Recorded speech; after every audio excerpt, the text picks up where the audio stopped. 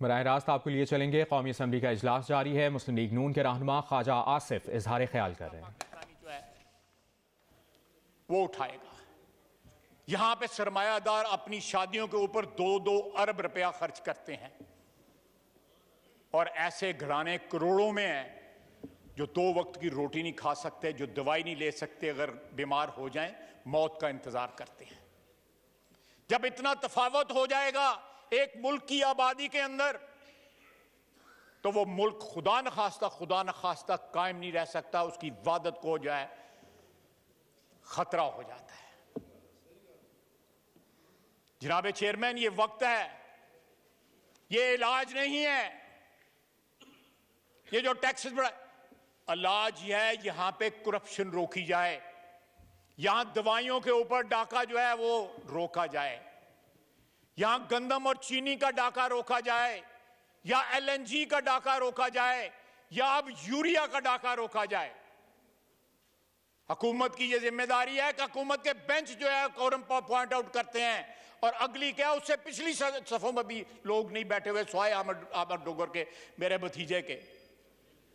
बाकी देखे खाली है, वीरान है। MQM बैठा हुआ है, वीरा है मैं कदा खुमो सागर उदास हैं। यहां तो बहार के दिन रूठ के हुए हैं, तुम क्या गए कि रूठ गए दिन बहार के। जनाब चेयरमैन, कल वजीर आजम कह रहे थे कि मैंने बहरान हल किए हैं इस मुल्क के अंदर पिछले 3.5 साल में। हर बहरान का पाकिस्तान के अंदर मूजद जो है वो वजीर आजम है, हर बहरान का। इस हुकूमत की इनकॉम्पिटेंस ने, नाअहली ने हर बहरान जो है इनकॉम्पिटेंसी ने जो है ट्रिगर किया है। मैंने नाम लिए हैं, खुद उन्होंने कहा है कि हमारा एहतसाब का जो एजेंडा है वह नाकाम हुआ है। इसलिए नाकाम हुआ है कि वो इंसाफ पे मबनी नहीं था, वो 1 या 2 पार्टियों को टारगेट करता था। वो तमाम मुजरमान जो थे या मुल्ज़मान जो थे या जिन पे इल्जाम था या जिनके हाथ डकैती के से रंगे हुए थे, उनको पकड़ने वाला कोई नहीं था, क्योंकि वह हुकूमत के फाइनेंसियर थे। वो इनकी जेबें गर्म करते थे, वो लूट मार के माल में सबसे पहले इनके पास लेके आते थे, इनका हिस्सा अदा करते थे, उसके बाद जो है बाकी लुटेरे जो है अपने घरों में माल लेके जाते। जनाब चेयरमैन, इस तरह जो है वतन जो है नहीं चलते, मुल्क नहीं चलते। इस मुल्क ने अगर मैंडेट दिया, जैसी भी मैंडेट दिया 2018 में, अगर आपको एक जाली मैंडेट के जरिए अगर बरसरे इक़्तिदार लाया भी गया था, तो फिर भी आप पे जिम्मेदारी बनती थी। जब उस कुर्सी पे आज आप मुतमक्कन हो गए थे, तो आप पे ये बनता था कि आप जो इस मुल्क का कर्जा जो है, मैं कर्जे पैसे वाले कर्जे की बात नहीं कर रहा, जो उन्होंने उस पर एहसान किया, जिन्होंने भी एहसान किया, आज वो इनका बोझ नहीं उठा सकते। आप भी गवाह हैं जनाब चेयरमैन, आपकी कुर्सी जो गवाह है, स्पीकर साहब गवाह है, ये ऐवान गवाह है कि इनको किसके फोन जाते हैं जब आपको वोटों की जरूरत पड़ती है। कौन फोन करता है रात के अंधेरों में इनको, इनके वोट पूरे करता है। ये 3.5 साल से सिलसिला जारी है। एक भी मरहले के ऊपर जब आपको वोटों की जरूरत पड़ी तो आपके पास वोट पूरे नहीं थे, आपके वोट पूरे किए गए।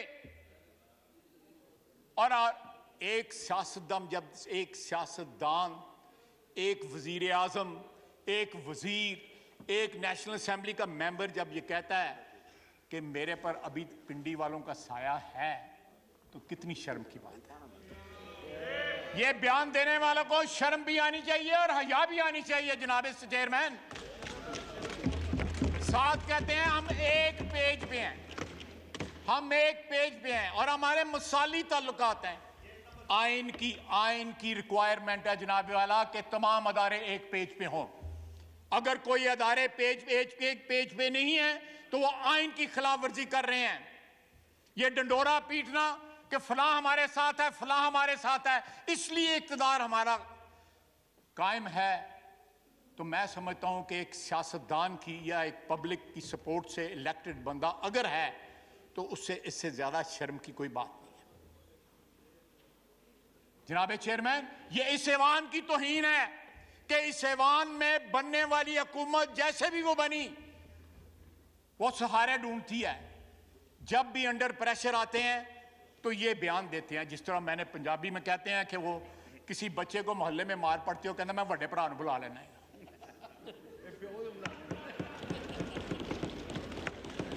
तो जनाब चेयरमैन कितनी बार बड़े भाई को बुलाएंगे और बड़ा भाई भी तंग आ जाएगा कि रोजाना छोटा भरा कुट खा के आंदा है।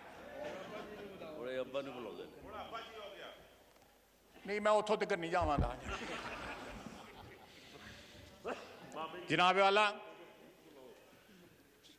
स्क्रूटनी कमेटी की रिपोर्ट आई, इलेक्शन कमीशन की स्क्रूटनी कमेटी की रिपोर्ट आई, उसके बाद हिस्से अभी भी मख्फी हैं, उन्होंने रिलीज नहीं किए। ये फलूदे वाले की बात करते हैं, अपने जो है चाय पिलाने वालों के अकाउंट में जो है करोड़ों रुपए बढ़ा दिए। ये मियां शहबाज शरीफ को जो है टीटी का ताना देते हैं, ये अपने 31 करोड़ रुपया कहां से निकल आया जो आपने डिक्लेयर ही नहीं किया। और वो जो मोहसिन बेग कहता है कि मैंने 1 करोड़ रुपया दिया, तो वो टीटी कहां गई, वो किधर गए पैसे? वो कहता है अलीम खान ने भी दिए हैं, वो कहता है शौकत, उसने जहांगीर तरीन ने भी दिए हैं, शौकत तरीन में विच आ गया। जनाब वाला, ये मनी लॉन्ड्रिंग जो है, डे लाइट रॉबरी जो है ये कर रहे हैं और लोगों को, ये बड़ी पुरानी वारदात है जनाब चेयरमैन कि आप जो विचो विचो खाई जाओ तो उतो रौला पाई जाओ। ये बड़ी पुरानी वारदात है जनाब चेयरमैन, ये उस पे अमल कर रहे हैं। जनाब चेयरमैन, ये एहतसाब की नाकामी जो है, अगर इंसाफ के ऊपर मबनी होती तो एहतसाब जो है वो यहां पे होता। यहां पे माल खाने वालों को सजा मिलती, यहां पे झूठे केस बनाए गए। अल्लाह ताला की जात है जिसने सुरखरू किया और सुरखरू कर भी रहा है, ऊपर वाले का ये सारा मेहरबानी है, उसका कर्म है। आपको अपनी सफों में जो चोर डकैत नजर नहीं आते? हमारी आंखों के तिनके नजर आ रहे हैं, अपनी आंखों के शैतीर नहीं नजर आ रहे आपको?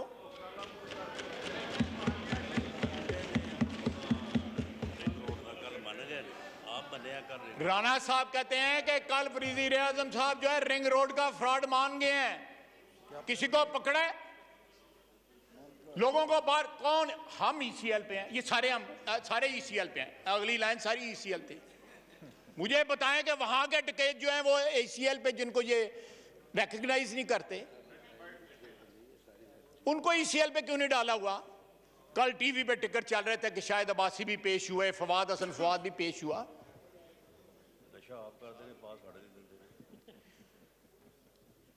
जनाब आला, ये सिलसिले इस तरह नहीं चलेंगे कि पाकिस्तान की आवाम जो है महंगाई के साथ बिलबला, मैं दो तीन मिनट, महंगाई के साथ जो है वो बिलबला उठे। स्टेट बैंक आप बेच दें, इसके नाम के साथ स्टेट हटा दें, ये रियासत का बैंक नहीं रहा, ये IMF की ब्रांच बन गई है। ये IMF की ब्रांच बन गई है। जनाब चेयरमैन, आपके वजीर आजम से स्टेट बैंक का गवर्नर जो है वो ज्यादा पावरफुल बन गया है।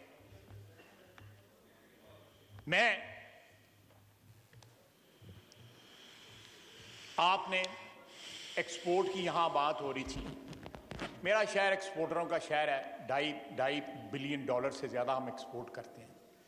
180 दिन का उधार हम अपने कस्टमर्स को देते थे अब्रॉड, आपने उसको 120 पे कर दिया।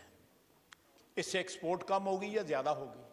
इससे एक्सपोर्ट कम होगी, लोगों के ऑर्डर कैंसिल होंगे, किसी और जगह जो है सारे ऑर्डर चले जाएंगे। ये एक बड़ा बुनियादी बात है जो आपने हिट किया है अपनी एक्सपोर्ट्स को। आपने एलसी का मार्जिन बढ़ा दिया, आपकी इंपोर्ट बढ़ रही थी, लेकिन अगर एलसी जो है वो इंपोर्ट जो है वो एक्सपोर्ट रिलेटेड है, उसका तो मार्जिन ना लें। अगर मैं गलत कह रहा हूं तो यहां पे अगर कोई होता तो मेरी तस्दीक कर देता, लेकिन यहां पे तस्दीक करने वाला भी कोई नहीं है। जनाब वाला, मुझे याद आता है काबीना की मीटिंग थी 97-98 में। शेख रशीद साहब जो थे हमारे वजीर होते थे, मियाँ नवाज शरीफ के बड़े चहेते थे, बड़ी कुर्बत थी। यहाँ पे उस कोने में एक तस्वीर भी है, सोशल मीडिया पे बड़ी चली हुई है। मियाँ शेख रशीद साहब मियाँ साहब का मुंह चूम रहे हैं, बड़ी मशहूर तस्वीर है। वहाँ पे शायद अब्बासी साहब को याद होगा, बिजली के बिल बढ़ाने की बात हुई। प्रपोजल आया ministry of water and power से कि जी बिजली का जो है टैरिफ बढ़ाया जाए। शेख रशीद साहब का आज भी जुमला मुझे याद है। सियासी तौर पे बड़े काया हैं, वो एक्सपीरियंस्ड पॉलिटिकल वर्कर हैं, इसमें कोई शक नहीं है। उन्होंने कहा कि ये बिल जिस घर में जाएगा वो अगली दफ़ा PMLN को वोट नहीं देगा। ऐसा नहीं गल हुई सी ना, उन्होंने कहा अगली दफ़ा वोट नहीं देगा। ये शेख रशीद साहब के अल्फाज हैं। इसी तरह जब गैस के फिर उन्होंने यही कहा, आज जब बिजली के बिल बढ़ते हैं, गैस के बिल बढ़ते हैं, टैक्स बढ़ते हैं, तो मुझे वो शेख रशीद साहब याद आते हैं जो मियाँ नवाज शरीफ की खैर खाई में उनको अच्छी बातें बताया करते थे। पता नहीं अब कैसी बातें बताते हैं उनको। Wind up please. ये इस मैं मिनिस्टर रहा हूं वाटर एंड पावर का, रिन्यूएबल्स के ऊपर हमारा यहाँ पे सोलर पैनल के ऊपर भी इन्होंने टैक्स लगा दिया। यानी कि अगर कोई डाइवर्जन हो रही है पावर प्रोडक्शन की कहीं पे, अगर आप पे बोझ कम हो रहा है, आपका जो है रिवर्स मीटरिंग हो रही है, आपने उसके ऊपर भी कदगन लगा दी है। जनाब वाला, ये अगर शफाफियत अपने कामों में रखना चाहते हैं, को डकैती, चोरी, मनी लॉन्ड्रिंग जो है, रिश्वत का पैसा इनके पास नहीं है, इन हुक्मरानों के पास, तो ये खुद दरख्वास्त करें कि स्क्रूटनी कमेटी सारी रिपोर्ट जो है इस पार्लियामेंट में जो है पेश की जाए, फॉरेन फंडिंग की पेश की जाए, और जो कंसीलमेंट इन्होंने की है 31 करोड़ रुपए की, जो डिक्लेयर नहीं किए, जो टी बॉयज के और नौकरों के और मुलाजमों के अकाउंटों में जो पैसे मंगवाए हैं, उनका भी हिसाब दें। थैंक यू जी। हम हिसाब देने को तैयार हैं और दे रहे हैं। पिछले 4 साल से एक एक पैसे का हिसाब दे रहे हैं, जेल में बैठ के हिसाब दिए हैं, ये भी तो हिसाब दें। ये देखें, मैं आखिरी बात करने लगा हूं, हुक्मरानों की, आप भी मुझसे मेरे साथ इत्तेफाक करेंगे, मैं आपके वालिद साहब के साथ जो है मेंबर रहा हूं, अल्लाह ताला उनको गरीब के रहमत करे, बड़े दबंग शख्स थे, बड़े स्ट्रेट फॉरवर्ड बात करने वाले थे। जब हुक्मरानों के आगे जो है वो तालियां मारने वाले और मांगे मारने वाले जड़े ना बंदे इकट्ठे हो जाना, खुशामदियों का टोला इकट्ठा हो जाए, अनइलेक्टेड लोग आ जाएं, तो फिर जो है जनाबे चेयरमैन, तो फिर उन हुक्मरानों का जो है आखिरी वक्त आने वाला होता है उनके इक़्तिदार का। उनके इक़्तिदार के ऊपर सूरज गुरूब होने वाला होता है। जब तक आप अपने मेंबरान को, इलेक्टेड मेंबरान को, इस हाउस को, इस ऐवान को जो है वक़्त नहीं देंगे, इसकी कदर नहीं करेंगे, आपकी इक़्तिदार जो है कभी नहीं तवालत पकड़ेगी। आपका इक़्तिदार जो है मुंह के भर गिरेगा, और लंबी देर नहीं है, खतरे की घंटियां बढ़ जाएं। आज भी अगर कल आपने वोटिंग करानी है, मैं इस वक्त इस ऐवान में खड़ा होकर कहता हूं, आज भी इस वक्त भी फोन जा रहे हैं आपके मेंबरान को कि आएं और वोट दें बजट के लिए। जब ये जरूरत पड़ जाए कि तानू घरों वड्डा भरा बुलाना पै जाए, तो फिर माफी मांग के घर टुट जाओ। बहुत बहुत शुक्रिया। थैंक यू जी। जी जनाब मोहतरम सलाउद्दीन साहब जी।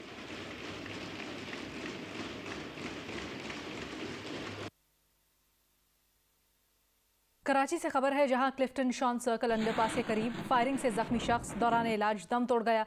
पुलिस के मुताबिक मकतूल शॉन सर्कल के करीब बैंक से रकम निकालकर अपनी गाड़ी की जानिब जा रहा था।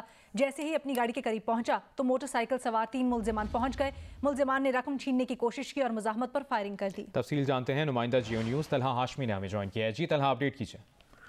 देखिए, ये एक मिनॉरिटी से ताल्लुक रखने वाला एक शख्स था जो कि बैंक से पैसे निकलवा के आ रहा था, अपने भाई के यहाँ था और बैंक से इसने मुख्तलिफ चेक से और 70 लाख रुपए की रकम इससे विड्रॉ कराई और जैसे ही बैंक से निकला तो मोटरसाइकिल सवार मुलजमान ने इसका पीछा किया और फिर शॉन सर्कल के करीब ही जैसे ही निकलते हैं तो अंडरपास से करीब ही इसे रोका, इसने मुजामत की तो मुलजमान ने फायरिंग की जिससे ये कत्ल हो गया। वीर भान नाम से इसकी शनाख्त हुई है और मुलजमान 70 लाख रुपए से जायद की जो रकम थे वो लूट कर फरार हो गए। इसके साथ ही इसका भाई भी मौजूद था, तहम वो महफूज रहा। इसने मुजामत की तो इसको कत्ल कर दिया गया फायरिंग करके और मुलजमान ने 70 लाख रुपए से जायद की रकम भी लूटी, मुजामत पर इसे कत्ल भी किया और फरार हो गया। सर मेरी पुलिस हुकाम से बात हुई, वो ये कहते हैं कि ये इसकी तहकीकात की जा रही हैं और ये भी देखा जा रहा है कि जिस बैंक से लेके निकला था वहाँ पे कौन लोग मौजूद थे, ये तमाम तहकीकात की जा रही है। बहुत शुक्रिया तलहा तफसीलात के लिए।